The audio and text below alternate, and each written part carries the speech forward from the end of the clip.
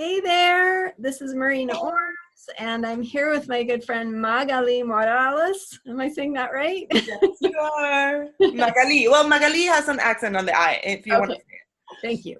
it. Sure.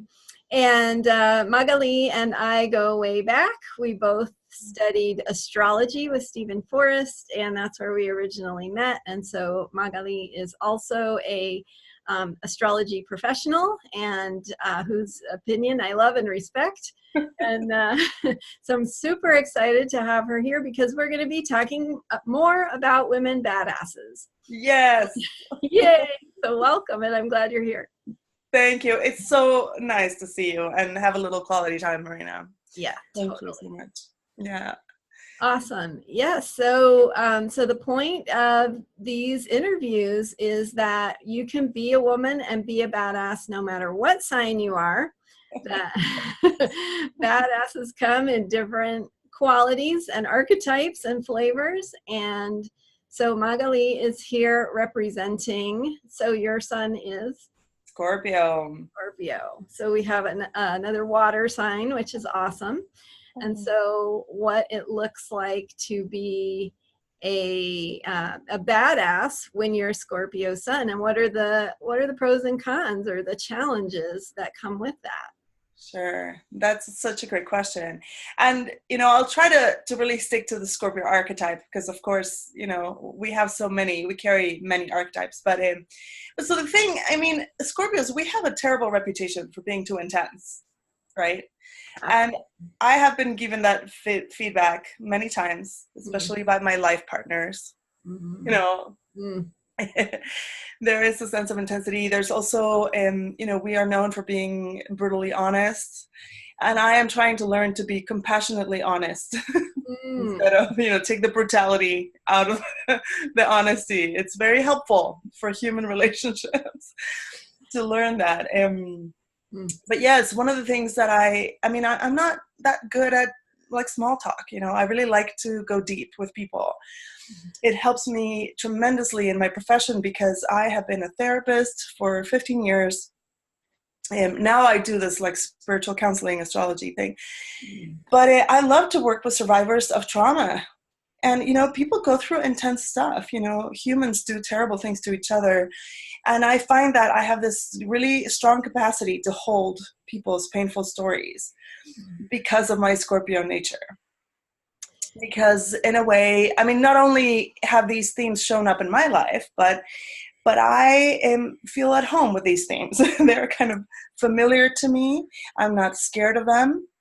And I am willing to look at the underbelly, the ugly underbelly of life when necessary. And so I think those are some of the advantages, the disadvantages, yes. That's super. I just want to call out that is super important and powerful in a healing process. It's like we really, to do that deeper healing work, we have to get real and honest about the things that we're afraid of, the things that have happened to us. Right. And so to have somebody who can hold space and not fall apart is a form of a badass. So I agree. Like there is no healing without truth, and we don't have to like drag ourselves through the mud or like stay in the ugly places, but we have to acknowledge them and grieve them also. And so, Scorpio being a fixed water sign, there's a tolerance for intense emotion here that I think, has been very handy for my work. And also it allows me to love in a big way, to really fight for what I care about with a lot of passion. Yeah. So I love being a Scorpio. The world doesn't agree sometimes. Right? What are some of the harder things, do you think, for you or for Scorpio women in general? Well, one hard thing is being diplomatic, learning how to be more diplomatic and how to interact with people who are uncomfortable with somebody showing their power or their emotion. And I find too, and I I think this is very normal for astrologers that we attract a lot of clients who have some themes in common with us. Mm-hmm. So I have worked a lot with clients who have strong Scorpio themes also. And I find that a lot of us are like prime targets for projection, from other people. This is a very kind of Scorpionic Plutonian thing, right? So if you hold your power in a way that is unafraid and bold, sometimes people won't like that. It'll make them very uncomfortable.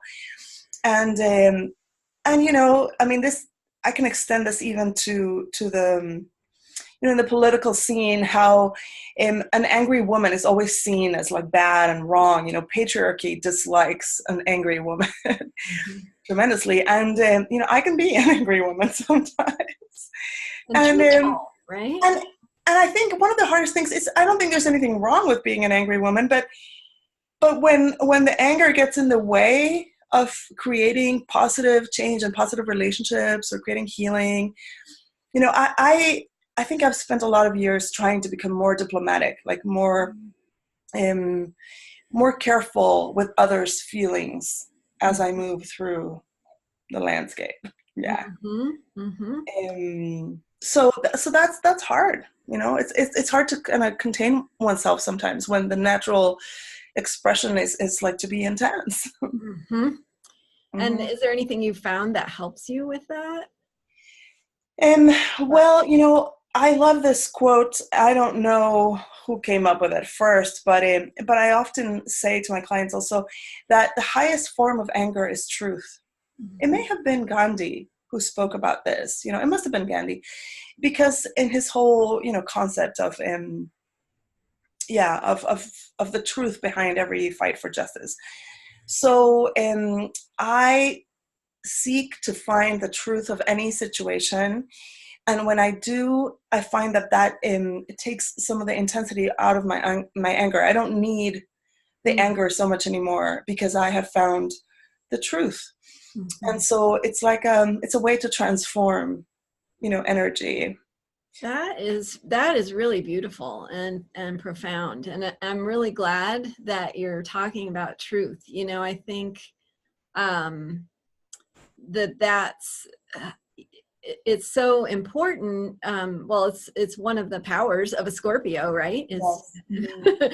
Connect with the truth. And like you were saying, it's not just if you're a Scorpio sun, but we all have Plutonian Scorpionic energy somewhere in our chart, some of us more than others.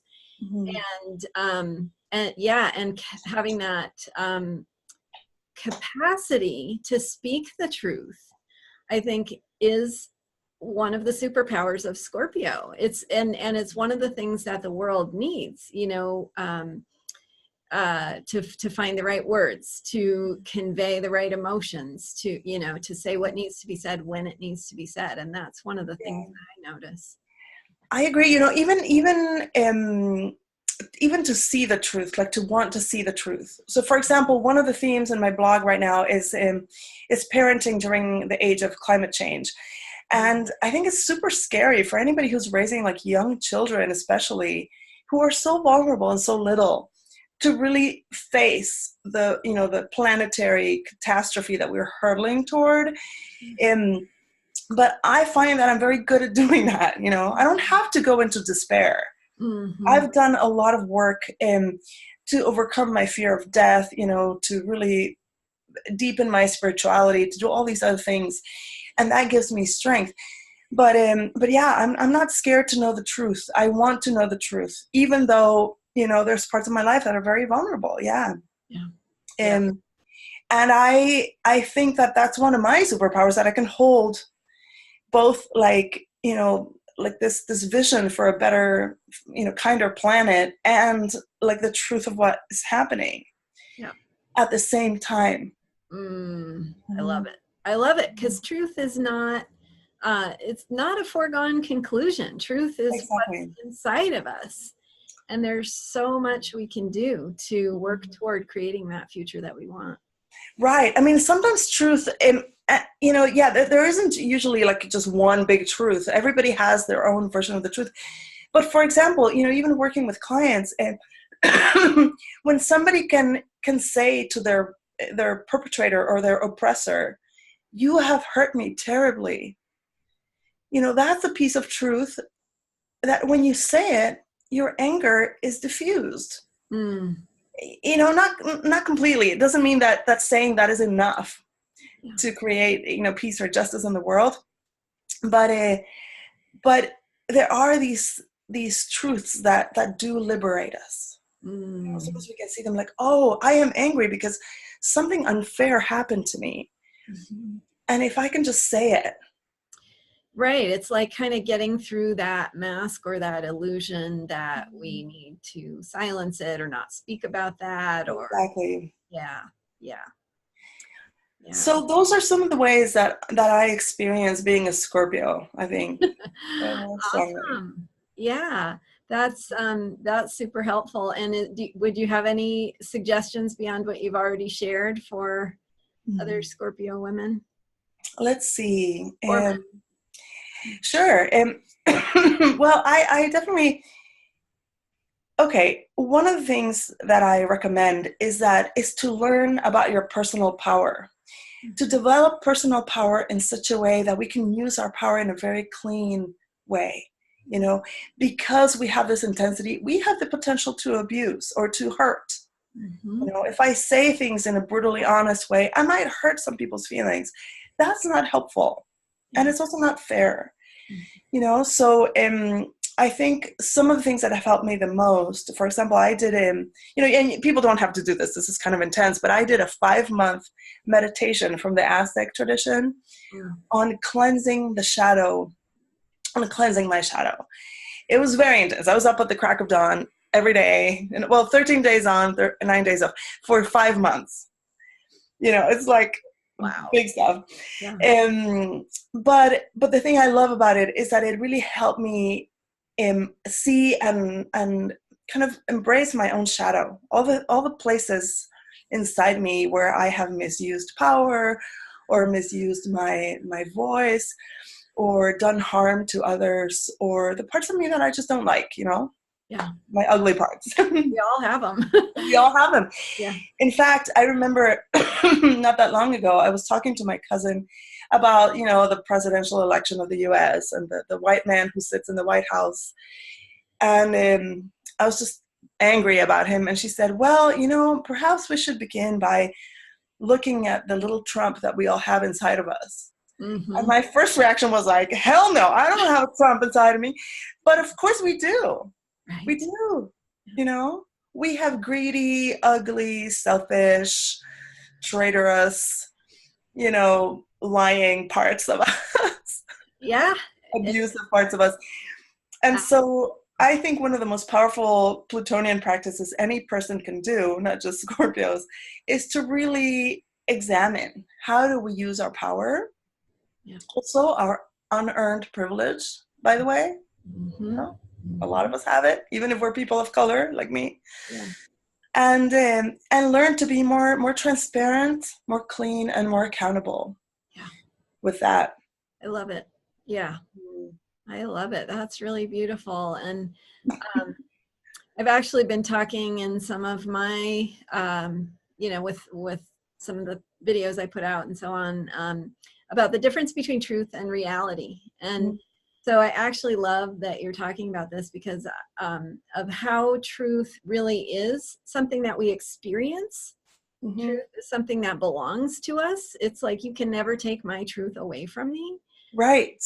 And yet reality is like this thing that, exists out there that we have to deal with. And as we have Saturn and Pluto coming together, we have reality and truth, figuring out how they work together. And so that's some deep stuff, Marina. Like, whoa. Yeah. But it's true. Each person, if I do something that hurts you, even if I didn't intend to hurt you, and your truth is that you got hurt. Yeah. Right? Yeah. Even if somebody can interpret the reality differently, ultimately, as we figure out our relationship with each other, we have to acknowledge like that if something I did, even without intent to hurt, had this effect, that's part of the, that is a truth for sure. Yeah. Yeah, beautiful. Well, it's been just lovely diving deep with you, and really appreciate all your thoughts. They're just right on point, and very applicable to Scorpio badasses. So Thank you. And is that the last question? Do you have any more questions for me? that's it. Yeah. Okay. Unless there's anything else you feel. No, I think that those are the jewels right there. Yeah, I think you kind of captured it. I'm sure we could talk for hours, but that's perfect. Thank Yeah. you. Thanks for Thank you. watching. Bye. Bye.